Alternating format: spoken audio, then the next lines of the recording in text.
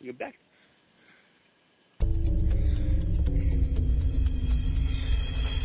For authors, filmmakers, entertainment, and all your listening needs. Listen now to Talk Now Radio, where no topic is taboo. Hello, everybody. Welcome to Talk Now Radio, the listener-supported radio. This is your host, Royce the Redneck Radio Man, and joining me today is Timothy Green Beckley. You may also know him as Mr. UFO, and he's also the editor over at Conspiracy Journal. And he's got a lot of irons in the fire, from what I can tell, because he's also the president of the Interlight Global Communications and editor of Conspiracy Journal, like I told you, and Bazaar. I like that title, Bazaar. It's all in the spelling. So, at any rate, if y'all want to ask questions during the show, you can call in at 832-632-7904. And if you want to learn more about Tim, you can go to conspiracyjournal.com, and it'll redirect you to the one that he's using more often, but it's easier to remember that one. But his regular domain is ufoReview.tripod.com/index.html. Tim, how you doing today? Well, good, especially since I'm on the air with you. Glad to be here. I'm in New York City, just a couple blocks from the Empire State Building, while the Yankees and the Red Sox are playing not too far away. Well, I got to be honest with you. I've been trying to get you on the air for a lot longer than what you realized. Well, why didn't you just? You got to call me. Actually, I did. I emailed you. Well, you know, 4 years. A lot of times, if people email for the first time and you that individual isn't in no. email, yeah. I got a hold of you. Oh, well, we're But see, here. We're here. That's all that matters, man. You know, we're here now, and we can talk about anything that you want to, and you know, of course, not only I'm into UFOs, of course, that's my specialty. I've had 3 sightings during my career, but I also have a pretty, heavy background in the paranormal, and I'm big on synchronicities. To me, nothing really is a coincidence. It all happens by choice. Now, who is doing the choosing is another, the subject. Haven't figured that one out yet. No, and anybody who claims that they have, is faulty to me. I mean, anybody, in fact, in any of these subjects, anybody that claims that they have the answer or answers probably have no answers. They better go check their answers. That's right. They got to check them out thoroughly, and that's what I've tried to do over the years. People always say, oh, you have a sensationalistic approach to this. Well, I guess because I've edited all these different magazines all over the years, and I was a stringer for the Inquirer and the Globe and the Tatler and all these other publications, and I used to write some of their headlines and all. So I got into that. I always think you got to have a strong punchline for an article. Of course, you can't let the reader down either. You got to kind of deliver at least part of the time. Otherwise, they're going to just say it's here's another guy crying a wolf or something. So and it is a sensational subject. People that take this thing and think it's all nuts and bolts.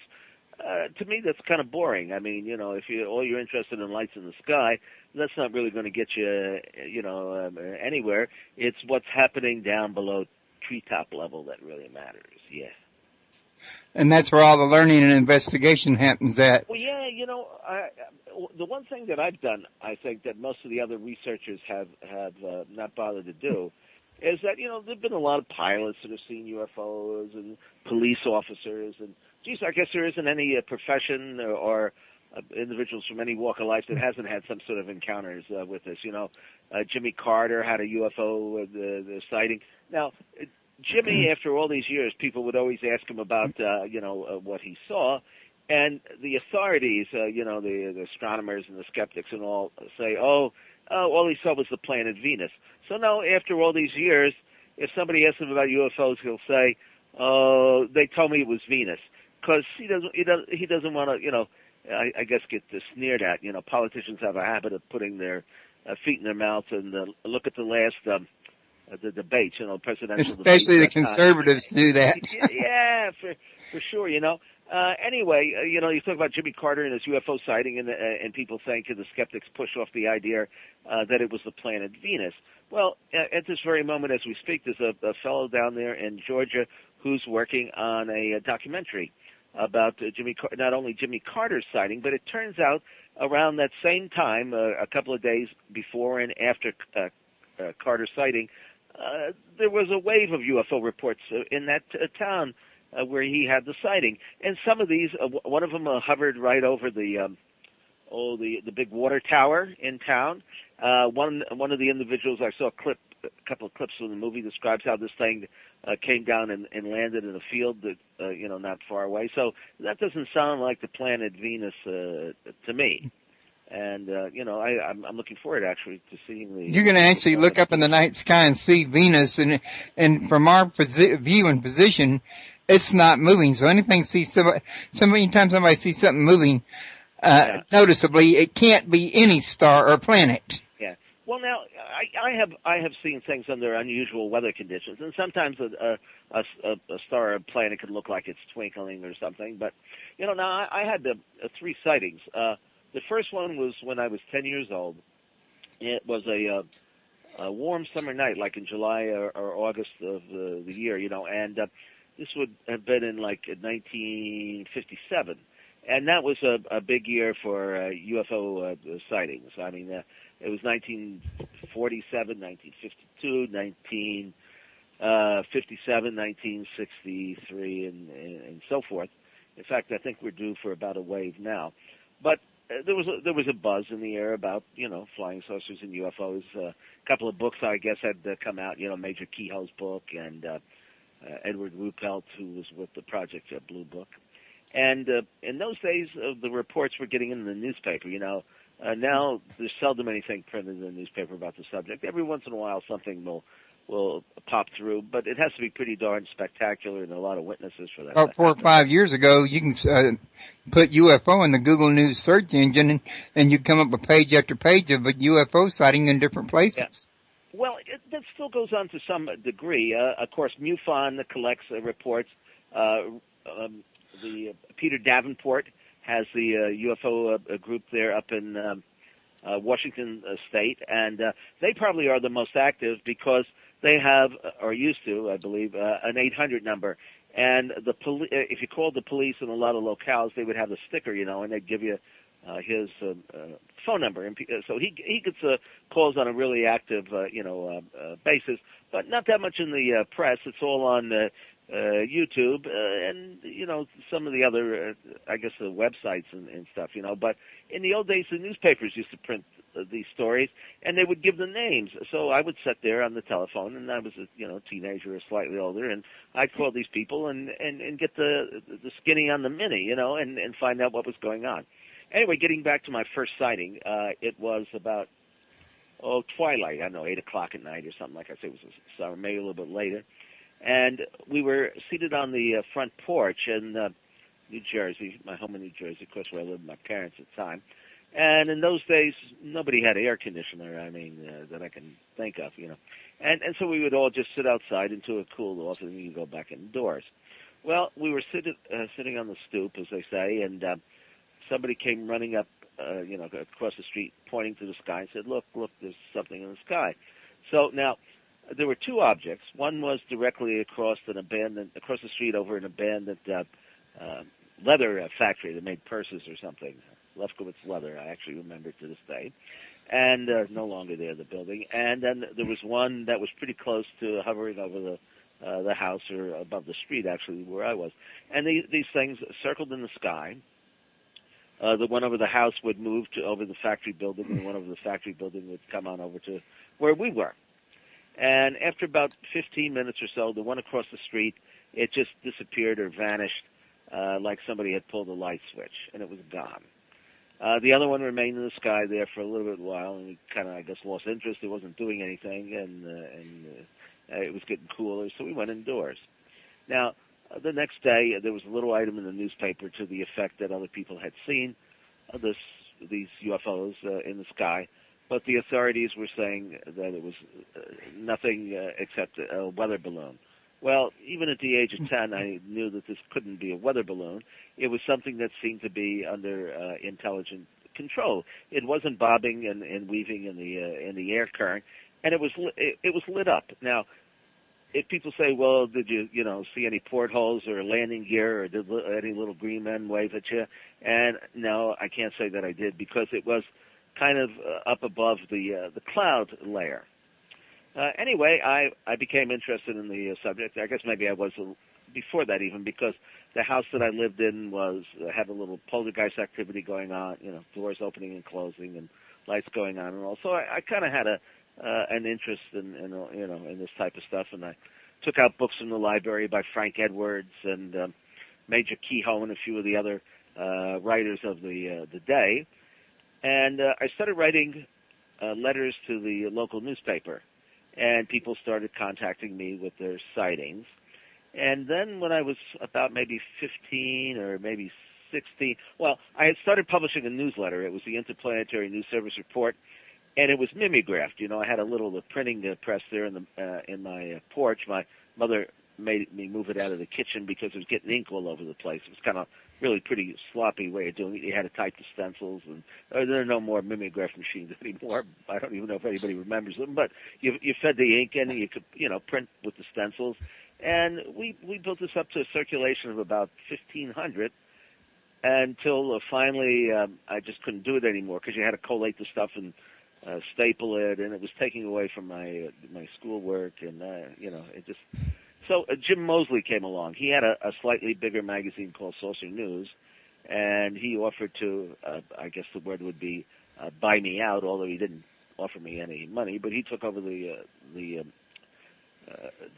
expense of sending out his magazine, which is a little bit more professionally printed than mine. His was offset printed, not mimeographed, And he hired me to be managing editor of Saucer News, which was a paying position, and I started going to work in Manhattan.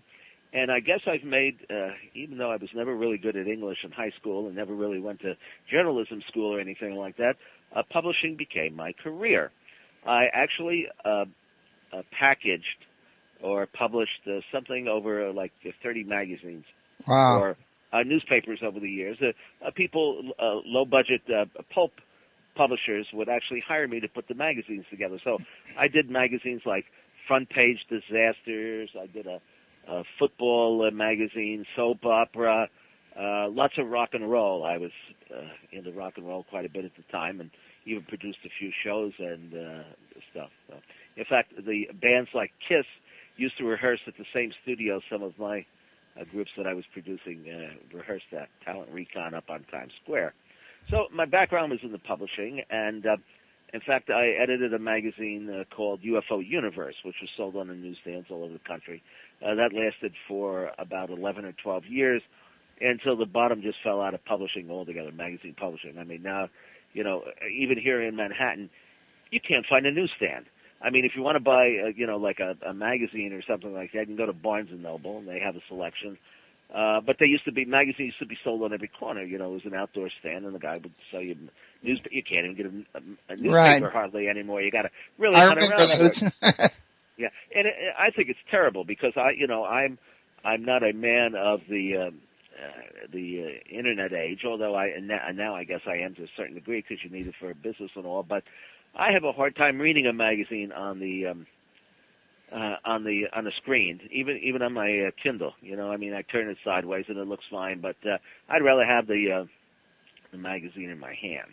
So and then I started publishing books and stuff, and now we have over 200 titles and a wide range of subjects, mostly paranormal and UFO related, some religious stuff, a lot of magic, not prestidigitation, but occultism type of stuff, and we have a book on Jimi Hendrix and some celebrity stuff. We tried our hands at everything and managed to actually.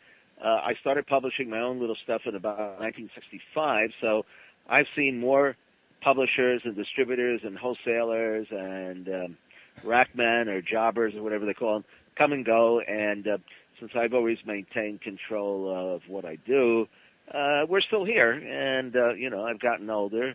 I can't say I've gotten too much wiser, but I'm still here, and I'm still doing it. And I guess I'll be doing it almost up until the day that I go on to the next phase of existence or something. And we've had our ups and downs, but like I said, we have almost 200 titles on Amazon. If listeners are interested, all they have to do is go over to Amazon and click on the books and type in my name, Timothy Beckley, and a lot of those titles, I don't know how 170 of them will show up at least, because I try to attach my name to it as editor or something anyway, because that's an easy way to find out what's going on. Anyway, my first sighting was in 1957. My second one was in the 1980s. I believe it would have been 1981 and 1982. I was invited by my friend, the late 8th Earl of Clancarty, who is a member of the House of Lords in England. Now, the Earl of Clancarty, whose real name is Brinsley Laporte Trench, was one of the original editors of the very prestigious at the time magazine called Flying Saucer Review, which came out of England, and it had was the only magazine that had an international circulation, and they were getting reports from all countries, and a lot of them dealt with contacts and humanoid creatures and things just beyond like lights in the sky. Anyway, Brinsley had invited me at my own expense to come over and talk to his UFO group, which is part of the House of Lords. It was an unofficial group, but he was one of the first actually to press for what we would today call disclosure. And he had about 75 members of the group, a few skeptics and a lot of believers, including Lord Hill Norton, who was the head of the British Department of Defense and a 5-star admiral. And he was interested in the subject, and so they pushed for disclosure to try to get the Ministry of Defense, which of course Nick Pope later worked at, to disclose this information. Anyway, after giving my little talk there at the House of Lords, I took the train and went over to this town near Stonehenge, Warminster. Now, Warminster at that point in the 1970s was like the hub of UFO activity. I mean, there were hundreds and hundreds of sightings going on over Star Hill and Cradle Hill, and it was phenomenal. And there was a fellow by the name of Arthur Shuttlewood, who book I later published in the United States here. He was the former skeptic, and he was the editor of the daily newspaper there, the Warminster Journal. And we went out one night. He knew I was visiting, and he invited me up to Cradle Hill, where most of these sightings had gone on. And at one point around 10 o'clock, he motioned to some object in the sky, or pointed out some object in the sky. And now, I would say it was the size of about a basketball. It was fairly well lit, but you couldn't see any definition. In other words, you couldn't make out a metallic hull of the craft or anything like that. I mean, I won't exaggerate and add to the story. I just tell you what happened.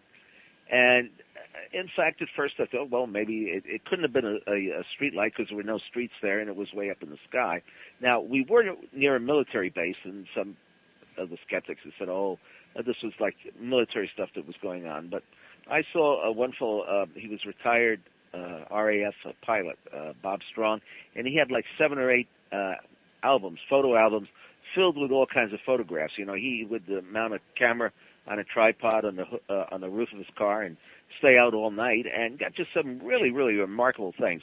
UFOs that looked like bats, one UFO that looked like a train passing across the sky. It was some phenomenal stuff. Now, he passed away several decade or more ago, and I don't know what happened to his photographs. Some of them were published in authors' books, over there, but that's a thing of the past, and unfortunately I think a lot of them were destroyed, because usually when something happens to a researcher and he passes away, the family has no interest in it, and it goes into the trash compactor.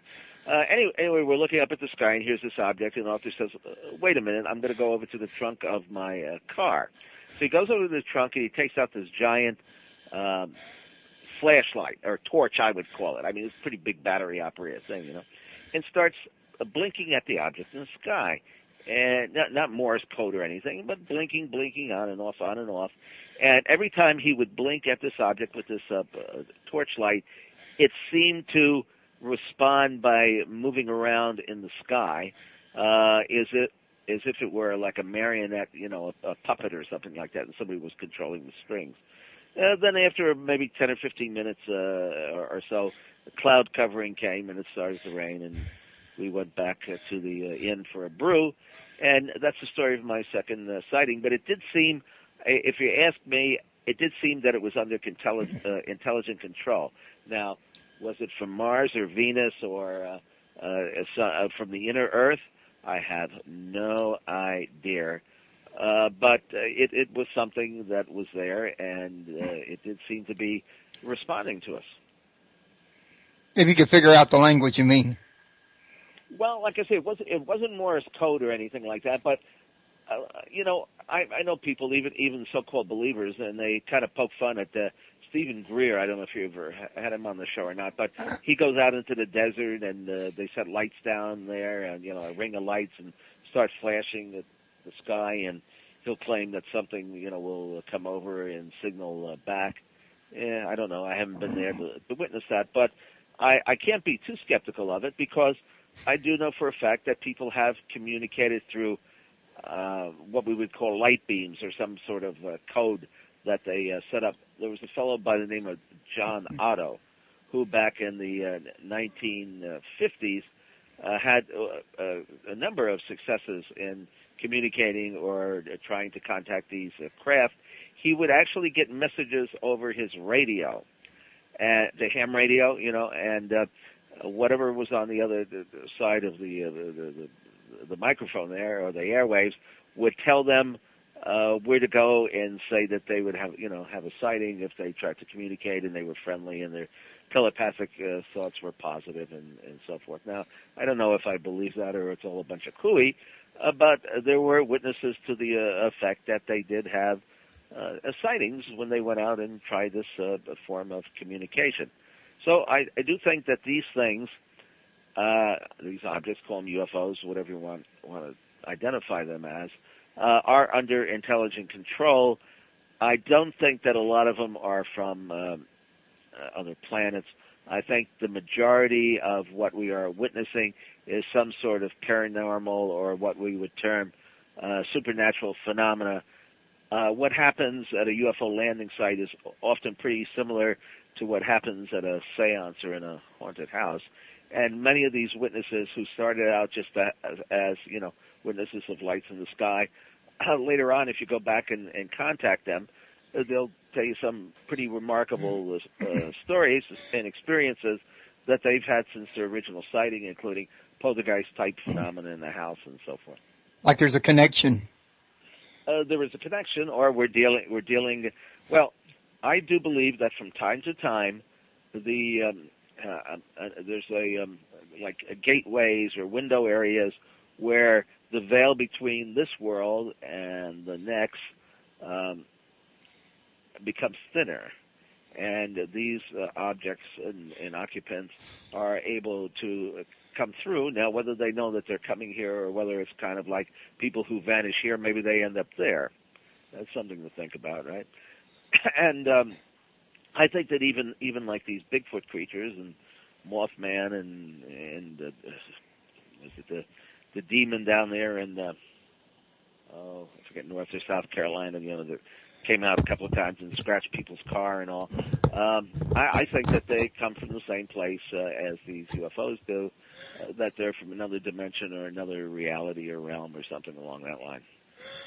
Okay. Yeah, a lot of people are the opinion that they're from another dimension rather than another planet. I think maybe myself that some of them may be from other planets and some of them might be from other dimensions. I don't see why it has to be one way or the other, in other words. No, and of course now the evidence is rather lacking or rather thin for any conclusion. That's why UFOs are unidentified, and that's the way they remain, you know, because you can't, if you see a light, and even if you have an encounter with an occupant, how in God's name do you know if what the occupant is telling you is the literal truth, or they're just kind of like, tricksters that are making it up or teasing people or whatever it is. In fact, in the early 1950s, you had all these contact claims, by George Adamski and Orfeo Angelucci and Dan Fry and George Van Tassel. And the stories were colorful, and I do think that they really had a lot to do with sparking our imagination as far as like space travel and going to other planets and landing on the moon goes. So I kind of don't fault these people for expressing themselves. I do believe that some of these gentlemen may have had legitimate experiences, original ones, but later on, in order to just keep attention, they just started, adding more, stories and things and so forth, and it just kind of sometimes it would get out of hand. But often in these cases, they would say that they had a meeting with some long-haired Venusian or monker from the planet Mars. And we know today that they're really probably, despite what maybe John Lear has to say, I don't think there are people walking around on the moon or on Mars, and certainly, unless they're sunbathing, they probably aren't on Venus either. For a deep tan, no less. So, crispy critters. Yeah. Of course, there is the theory that some of these craft or vehicles or vessels or lights could be natural phenomena. There are certain places around the globe, like Brown Mountain, North Carolina, and Marfa, Texas, where these sightings are almost persistent, and they seem to be more of a kind of a light phenomena or some sort of plasma than they are physical craft. However, on the other hand, people say, they're earthquake lights and they're caused by the movements of the tectonic. But no, that's not the case either, and they're certainly not marsh gas, because these objects, or these spook lights, whatever you want to call them, seem to be under intelligent control. Because I've been to Brown Mountain, North Carolina, and I'm good friends with Joshua Warren, who's on, of course, Coast to Coast. He has his own show, Speaking the Strange, on Saturday night. And he's investigated the Brown Mountain lights for several decades, maybe even a little longer. And I talked to numerous people when I was there back in the 60s and 70s who told me accounts where they would approach these objects. And at one point, they were showing up on almost a nightly basis. And they would get really close to these objects. They would appear in the woods, and they would move closer. They, at one point, they even had built an observation tower there. But as they got closer to the object, it was as if the object was picking up on their thoughts and teasing them and playing tricks on them, because the objects would disappear in front of them but appear almost immediately behind them. And then if they headed off in the direction of the light again, it would vanish and do the same thing over and over again.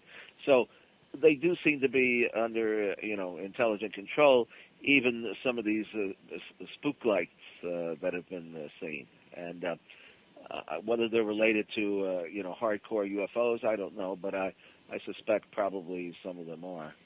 So I have to wonder, when they wink out like that, are they slipping into another dimension out of phase with ours, or are they activating some form of cloaking technology just to mess with us? Well, that's a good point, but it seems like they have the ability to instantaneously transport themselves. Now, here we were talking before about Tim Schwartz, who you said had been on the program, and Tim has investigated quite a number of haunted houses, and he's also investigated UFO cases. He's written quite a few books on time travel and Nikola Tesla and so forth. But he tells of several episodes where there was a poltergeist phenomena going on in a house in Indiana. And one of the poltergeist phenomena, instead of just doors opening and closing and bureau drawers doing the same, stones were falling from the ceiling. They would appear just out of nowhere, and then they would drop to the floor, clang, clang, clang. And people thought, well, maybe somebody in the house, one of the kids or something, was throwing them from another room. But that's not the case.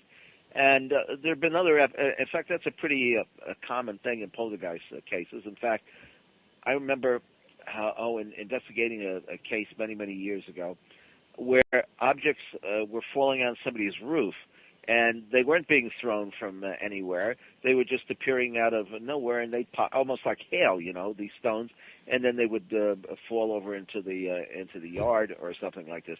And the sheriff, they even parked. I remember talking to one of the police officers. They had even parked their automobiles, their cruisers nearby, helping to catch the prankster throwing one of the stones. But they never managed to do that.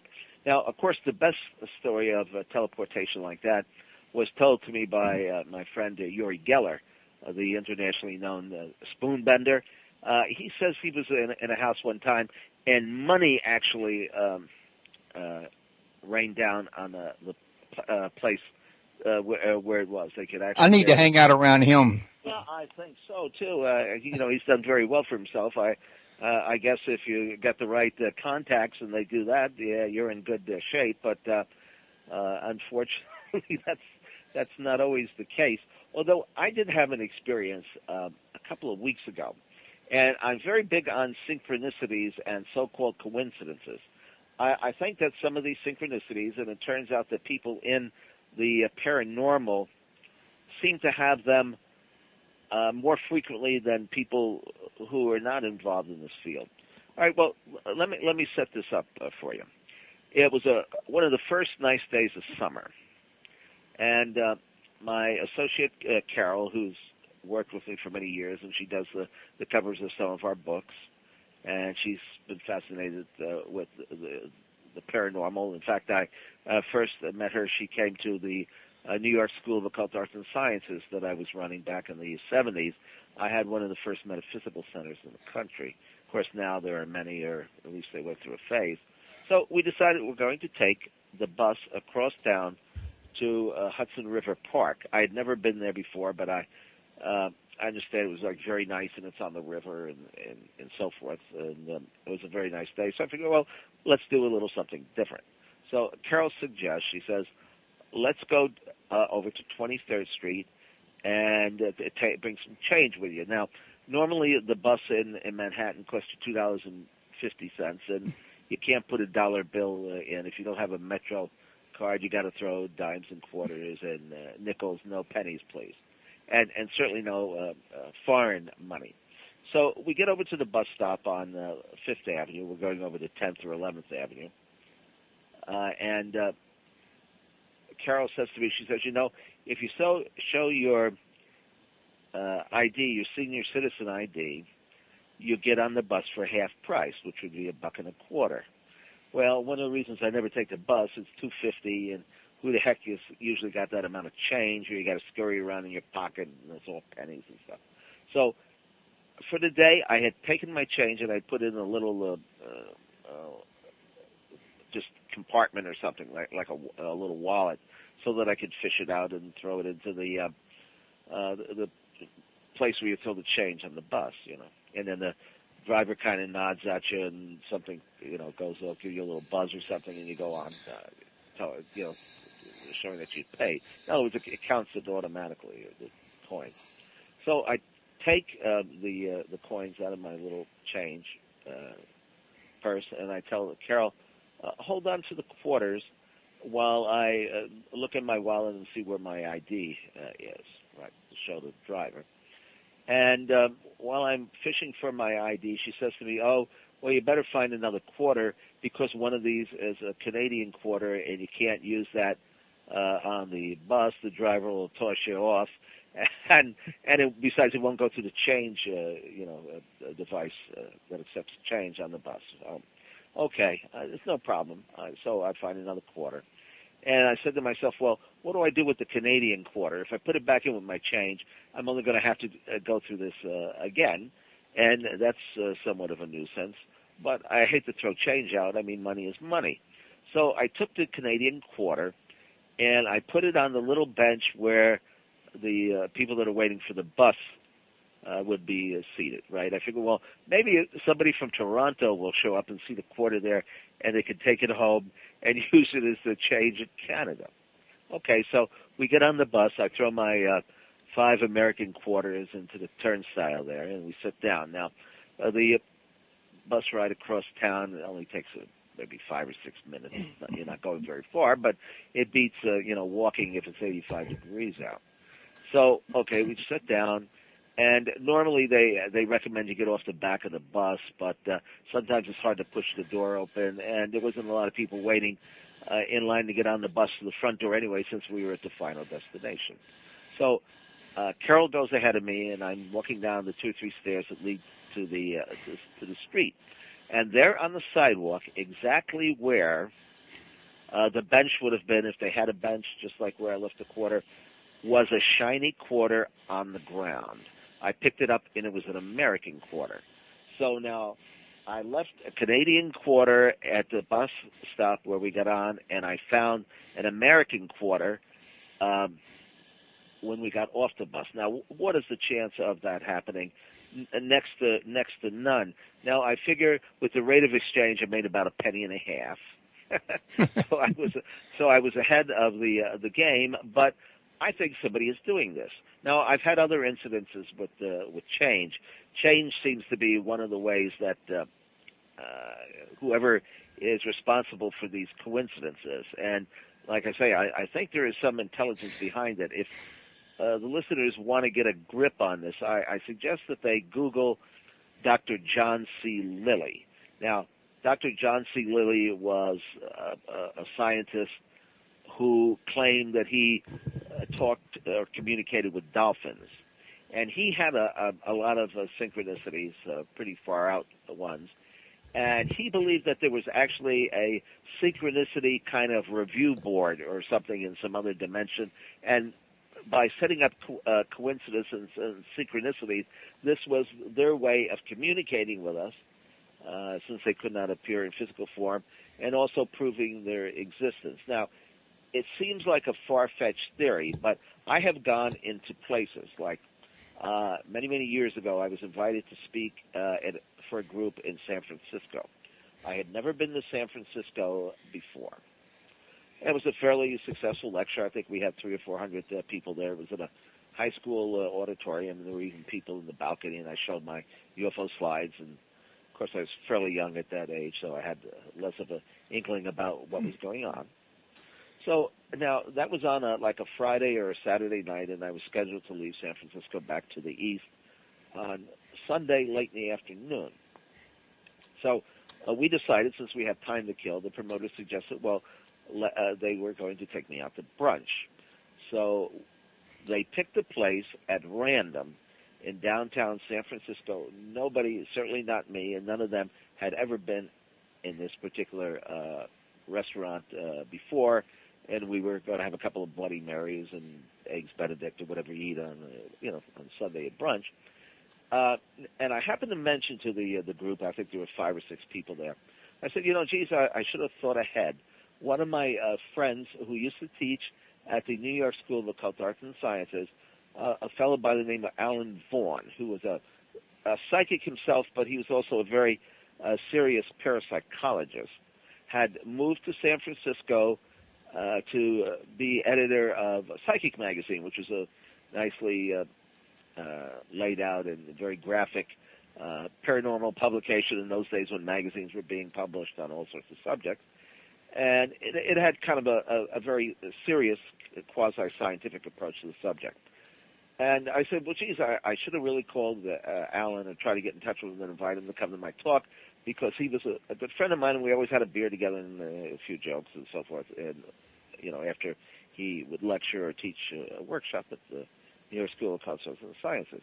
So about 10 minutes later, the swinging doors to this bar swing open, and who walks in? Somebody that looked like Alan Vaughan.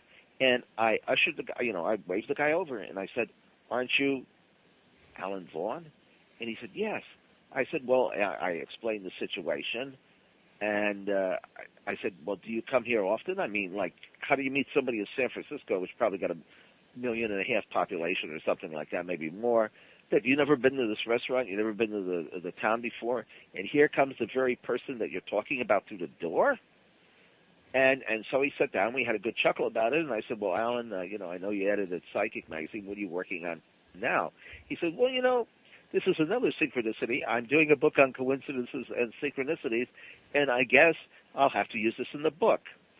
So if you can find this dusty old paperback book, it was done in the late 60s or early 70s by Alan Vaughan. I think we're case 17 in there, where he talks about running into me in this place that none of us had ever been in before. And I have that remarkable ability to run into people that I know, but they don't know that I'm going to be at a certain location. In fact, there was a fellow who used to work for Omni magazine by the name of Harry Levelson.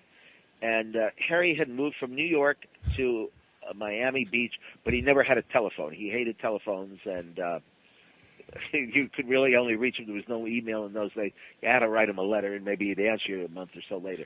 Well, every time I was in Miami, I'd run into this fellow. He would be Harry Levelson. He'd be going to the post office to pick up his mail, and I'd be eating in some coffee shop there, and he would appear, and we'd have a brief conversation, and then 2 or 3 years later, the same thing would go on. So I don't know. Are these things just coincidences?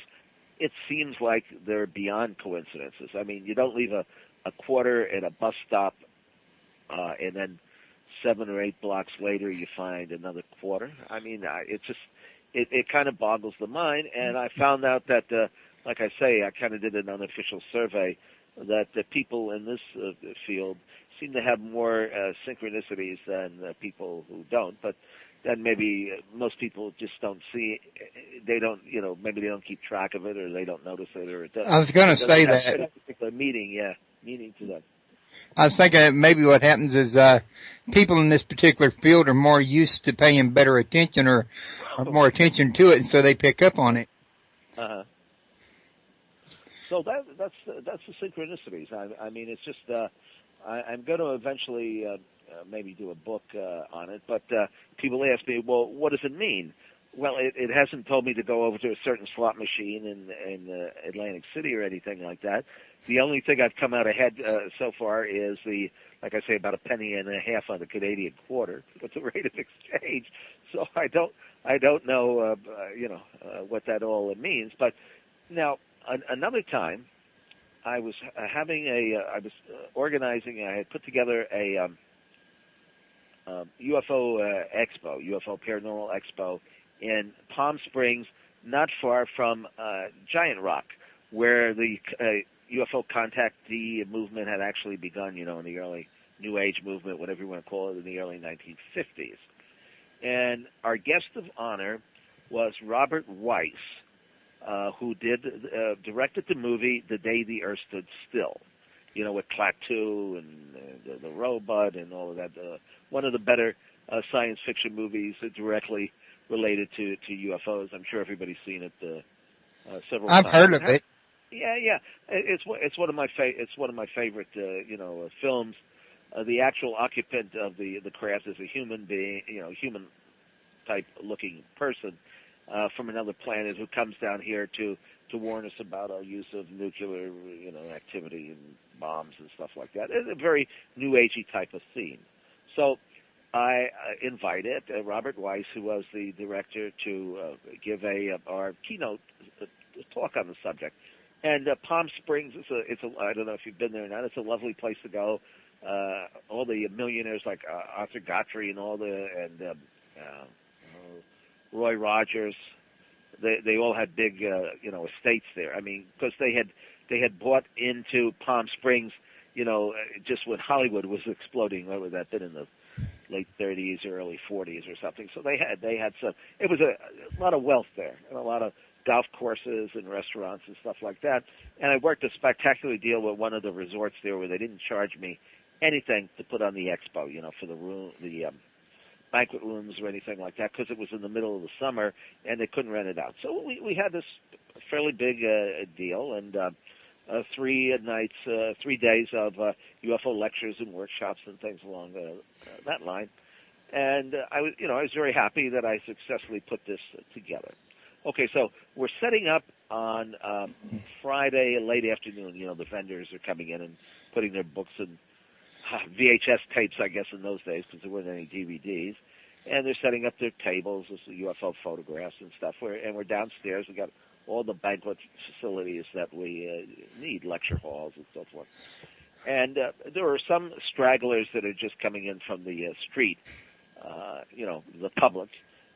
Even though we weren't supposed to be open to that evening, I wasn't going to chase anybody away because we were too busy, trying to get our books out of boxes and get them on the table anyway.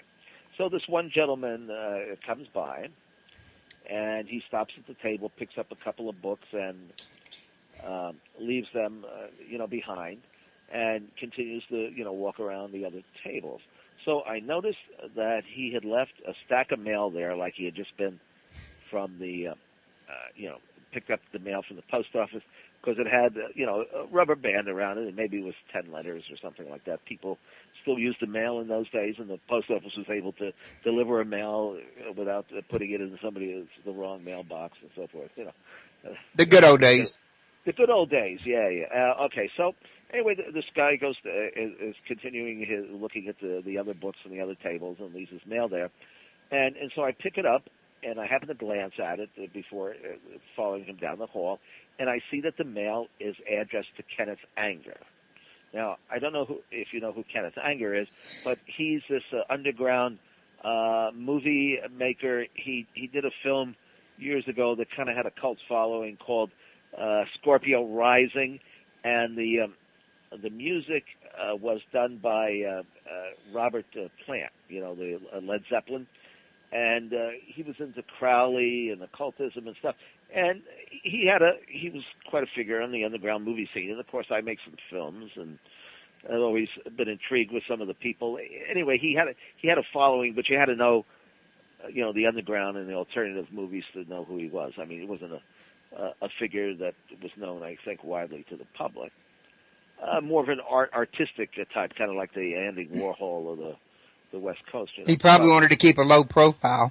Well, I don't know if he wanted to. No, he would have liked, I think, to have. He's still alive, actually. I think he would have liked to have more people see his films, but it was kind of very low budget and very artsy, and I enjoyed him. I mean, to this day, if you could find the Scorpio Rising, it's well worth it. It's something like you won't see again, probably. Anyway, so I pick up this mail, and I figure, well, geez, is this really Kenneth Anger? Because he's one of my, I wouldn't say heroes, but he's somebody that I'm interested in and intrigued by. What would he be doing at my conference, So I pick up the mail, and I follow him down the hall, and I say, excuse me, you left this here, on my table. And by the way, I couldn't help but seeing your name on the envelopes. Are you the Kenneth Anger, the movie maker? And he said, yes, I am. And we had a brief conversation. I said, are you here for the conference? And he said, yes, but I really can't, afford to go for the whole event. And I said, well, you have to be my guest.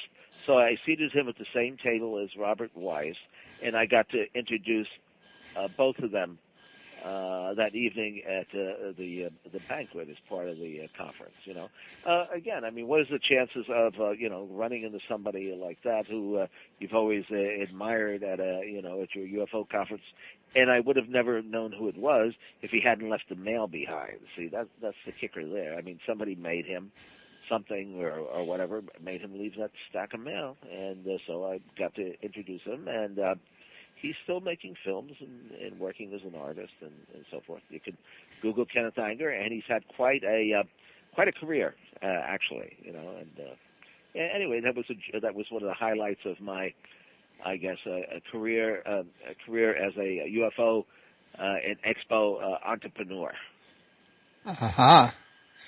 And how long was you doing this here before you got into Conspiracy Journal? Well, let's see. Conspiracy Journal is now, we just printed issue number 42. But if you look closely at the masthead of Conspiracy Journal, Bazaar, it says incorporating inner light and UFO review. Now, I've put out, like I say, 30 or more magazines and newspapers over the years. The UFO review was the world's only UFO newspaper. And it was distributed all over the country. I think a little bit in Europe, although it's kind of hard to bundle up the newspapers and send them there. And it was the only newspaper on the topic, and it did fairly well. I mean, UFO magazines, you're never going to get rich by doing them, and today you're not even going to sell them because there's no place to sell them. In fact, Open Minds magazine just folded with their last issue. They've been very successful holding those UFO conventions in Arizona for the last I don't know how many years, and they put out a very colorful magazine and had a lot of good material in it. My good friend Antonio Huneas was one of the editors for a while, and a very lively magazine, but it just recently folded because there are no places to put magazines out anymore. So I don't know. Like I say, the Conspiracy Journal is just kind of a continuing process.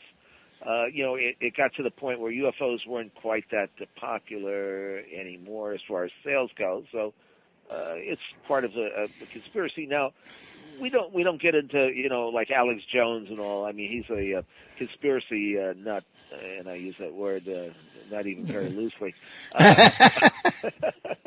But he's into conspiracies, but it's not my kind of conspiracy for the most part. Now, we've published a couple of books on the federal exposing the Federal Reserve, and we have one on the evil banksters of Wall Street. We've got suppressed intelligence reports, which does a lot of this kind of Vatican heresies. Yeah. But of course, my thing is the paranormal, and most people get into conspiracy theories by getting into UFOs, and I guess that's kind of how I did too, because you realize that somebody's pulling the wool over our eyes, because the government insists, well, there's nothing to this. Well, they're either dumb and dumber, which we certainly know over the years that they are, and I think a lot of people realize after they have a UFO sighting and they're told that they saw a weather balloon of the planet Venus, that somebody's trying to make a fool out of them. Yeah, trying to tell them there's a massive rainstorm with somebody lost their weather control. Yeah. So if you can't believe in the government says you can't believe in UFOs. Well, what the hell can you believe them about anything? Actually, I've asked that question a lot recently. I mean, because it doesn't really matter if you're talking about the government, UFOs, ghosts, or the Vatican or anything else. I found very little you could really tack on to you could believe in. Yeah, for sure, right? You can't count what you can believe what they say on one hand, It's like we're living in a great big massive deception. Indeed. Well, maybe this all is an illusion. The whole damn ball of wax. There's some people who think that we're living inside of a computer, and that we're part of some virtual reality. Yeah. Well, I don't rule that out. I don't know. It seems pretty far fetched. And how would you prove it? You got to bust outside of the bubble, I guess, somehow. And then maybe if you bust out, you don't come back. Kind of reminds you of the Matrix. Well, yeah, I guess that some people say, well, the Matrix is more than a science fiction story. It's based on some sort of illogical reality, and maybe it is. Hard to say. I do know that one of the things I was wondering about you was what you thought about the Roswell incident, about whether or not that was the actual event that was being covered up or not. Oh. Well, now this is my theory on Roswell, and I did give credit to Kevin Randall and Donald Schmidt and all for being persistent and chasing down the facts, and I use that in quotes because facts are kind of hard to come by when it comes to the Roswell incident, and of course there are many theories about Roswell. I don't subscribe to the theory that the craft that crashed outside of Roswell was extraterrestrial. Now, I did talk to Jesse Marcel Jr., And I do believe that his father brought into the house this a miracle metal that you could bend and twist and it would go back to its original shape, and you couldn't, burn it or apparently destroy it in any fashion. But it doesn't sound like that. Well, first of all, if this is a craft from somewhere else, why do they crash apparently all the time, or at least on a frequent basis? How do they manage to get from there to here and back again if they can just get struck by a bolt of lightning and come down in the desert somewhere? I also have come to the conclusion that the government says, in effect, that if you're going to believe in UFOs or flying saucers, as they used to be called, of course, you should believe that they come from another planet, that you shouldn't believe that they come somewhere closer to home. But you shouldn't believe in them at all. But if you do, think that they come from somewhere, else. My feeling is that the crash at Roswell was of a device that was constructed by the former Nazi scientists and engineers that had been brought over here to the United States under Project Paperclip. Somewhere in the 1920s or 1930s, a group of German mediums and psychics had gathered at a hunting lodge and had channeled information from somewhere else. And this channel information, whoever was speaking with them or telepathically, I think it was through automatic writing. They were giving him designs and graphics of the craft and giving him information on the propulsion system and so forth. I believe that this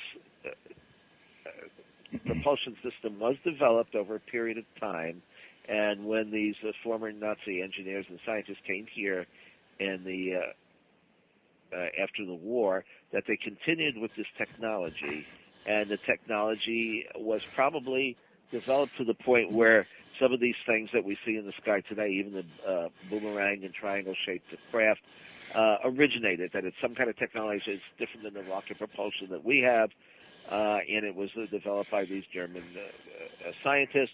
And the government certainly would not want us to know that they were in cahoots with a bunch of ex-Nazis. So I think that even some of these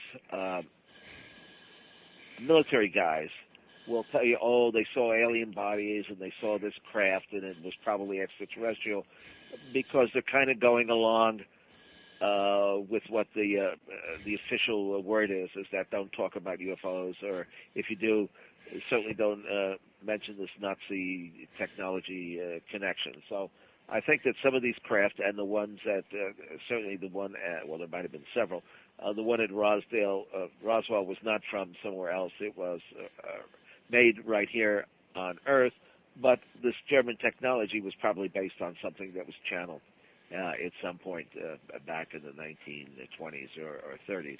So it still gives it a different slant. It's not like saying that it just came from nowhere here. But the technology, the craft that the crash there at Roswell was not something that was, 50,000 years ahead of anything that we have now. I mean, we supposedly were able to back engineer the technology, the transistor, and all this stuff. So it's nothing that far-fetched. Also, if you go back to the early stories, the flying saucers and landings and so forth, some of the occupants spoke German, or at least had a German accent. A Nebraska grain buyer by the name of Reinhold Schmidt claimed that he came across a craft of some sort in a door open. He went inside, and here were these Aryan-looking crew members or occupants of this craft, and they spoke with a German accent.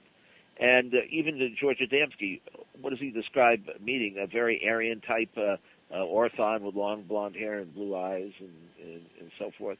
So I think it all points back to this German or beginning of the saucer story, and the government has successfully covered up at least this part of the phenomena by making us think that it's all, if you're going to believe they're from Mars or Venus. Don't believe that they're from Berlin. Right. No Berlin saucers here. No. All righty. Well, listen, it's come up on the bewitching hour on us. I see that, and I've hogged the microphone, and No, that's fine. That's fine. You're interesting to listen to. Well, thank you. I've been doing this just so long. And I still enjoy talking about it, especially the people who are intrigued by this. And I do again, if you want to get a free subscription to our Conspiracy Journal, Tim Schwartz does it online. He does the online weekly version, and we put out a printed version a couple of times a year, which lists all of our books. Or you can just go to, and that you can reach us at conspiracyjournal.com. And if you want a list of all the books, just go over to Amazon, click on the books, and type in my name, Timothy Beckley, and you'll see everything. And I'll be happy to sell you the books so you can buy them there. And keep looking up at the sky and keep your feet on the ground and forge ahead, my man. Forge ahead. All right. That sounds like a winner. You do the same. It's right, been a pleasure. I hope to have you back. Well, you betcha. And certainly some of our authors will contradict what I have to say. Hey, I'm going to get in touch with you. They got their all individual ideas. All right. Okay. Bye-bye. Take care, man. Bye-bye.